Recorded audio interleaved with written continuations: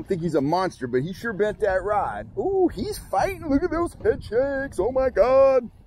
Oh, that's awesome. Dude, we just been wailing on him on the pinhead today. It's just working. We're up here on a shallow mud flat. Ton of little shad out here, and the trout are pouncing on it. See how big this guy is. Oh, nice fish.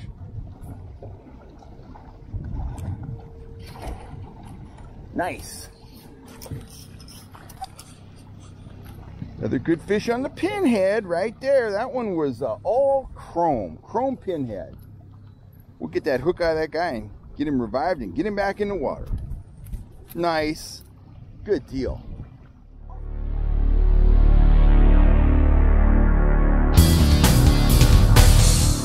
Another fish on the pinhead, on the chrome pinhead.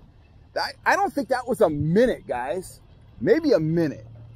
Might have been a minute. I mean, I just got it back out there, and oh, that's a nice fish. Oh my. Oh, buddy. That's a good fish. Holy moly. Gotta like it. Lead core, hybrid rig, pinhead, 8 feet deep. I'm sweeping it right across the bottom here, guys. They're feeding on small shad, and we are smoking them. There we go. Woo! Yes! Oh man, look at that rainbow. Dude, that's the presentation right there. Awesomeness. What a husky fish. That fish is all of 3 pounds. Let's get him back in, Wes. Howdy anglers, welcome back to the channel. I'm Kel Kellogg, and I have a couple really good viewer questions today from a friend of mine named Zach Hyatt. Zach is a longtime viewer of the channel, and I've also fished with this guy quite a bit on the saltwater. He has an 18-foot fish right, and both him and his wife have 12-foot long Hobie Pro Angler kayaks, and Zach is a trout fishing fool. You can almost always find him out on the water chasing trout if he's not out on the saltwater chasing halibut, lingcod, and salmon. So he had a couple of questions. I'm gonna actually handle these in 2 different videos. His first question was, how do spoons fit into your overall trout trolling strategy? That was question 1. That's going to be this video. And he also asked, what is the difference between plain finish spoons, hammered spoons, and how do you choose a hammered spoon over a plain finish spoon? We'll handle that in an upcoming video, but let's talk about spoons and let's talk about how they fit into your overall trolling strategy. So first things first, spoons. Spoons are very reminiscent of minnows in terms of the flash they put off and the vibration they put off when they're kicking back and forth. So trout in reservoirs, trout in lakes, trout that are exposed to minnows. It could be, you know, tui chubs, threadfin shad, pond smelt, whatever. Trout that are conditioned to feed on bait fish will recognize a spoon as a potential prey item just by its shape, its flash, and the sound that it gives off in the water. So it feels, you know, or rather it checks a lot of the boxes that trout look for when they're feeding. Now, in terms of myself, I use spoons in 2 different ways. Sorry, I'm shaking the camera around a bit. First, I think they're a great search bait, okay? They imitate minnows.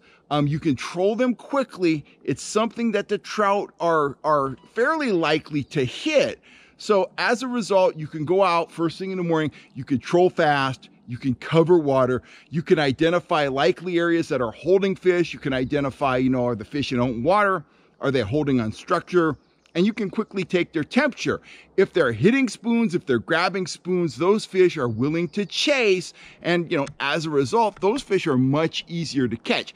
That may change as the day goes on, and that bite may come and go throughout the day, but spoons, they allow you to cover a bunch of water, and they allow you to assess where the fish are holding and what the temperament of the fish, you know, likely is, okay? That's one use for a spoon. Second use for a spoon is matching the hatch, matching the bait fish that the trout are feeding on. Now, you may not always be able to get your hands on the bait fish that the trout are feeding on, but sometimes you will. Let me tell you a story. This happened last week. I've been on a great fly trolling bite in shallow water at the lake I'm guiding on. Cleaned some fish in the morning, and I found 2 small shad, about 1 inch long, not very big, very bright, very shiny, nice, healthy, small shad in the stomach of one of the trout that I cleaned. So, fast forward to the afternoon, I'm out with my partner, Wes. We're trolling flies. We're messing with a new camera. We're playing with the sonar. And we're catching a few fish. And I see some minnows jump out of the water. We had some chop, but they were right off the back corner of the boat. I saw minnows jump out of the water, small shad. And I was like, aha, there's fish down there feeding on the minnows. Now, I didn't know at that point if it was spotted bass or trout or both, but I wasted no time putting on a spoon since the bait was small and I did want to troll fast.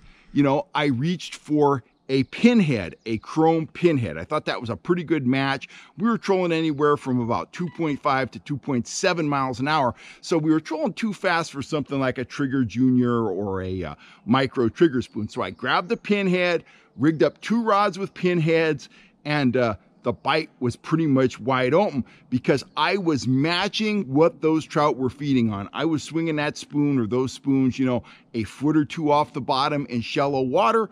The rainbows were patrolling. They were looking for shad. They were looking for small bait. That lure filled the bill, and it was fish on. We caught fish up to about, probably 3.5 pounds in maybe an hour's trolling before we went in for dinner. We caught 8 or 10 fish, as I recall, up to, again, about 3.5 pounds. So the 2 major ways that I use spoons. One is for a search bait, something I'm using to cover water.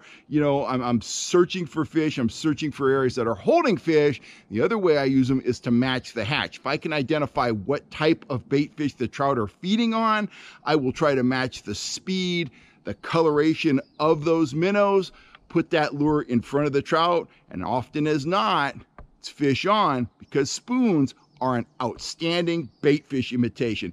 Anyway, Zach, I hope that answers your first question. I hope that clears things up for the folks out there in YouTube land watching the channel. Hopefully that is going to make you more effective out on the water this spring, summer, and throughout your trout trolling career. I'm Kel Kellogg. If you're looking for spoons, you know where to go. FishHuntShoot.com. Thanks a lot, guys.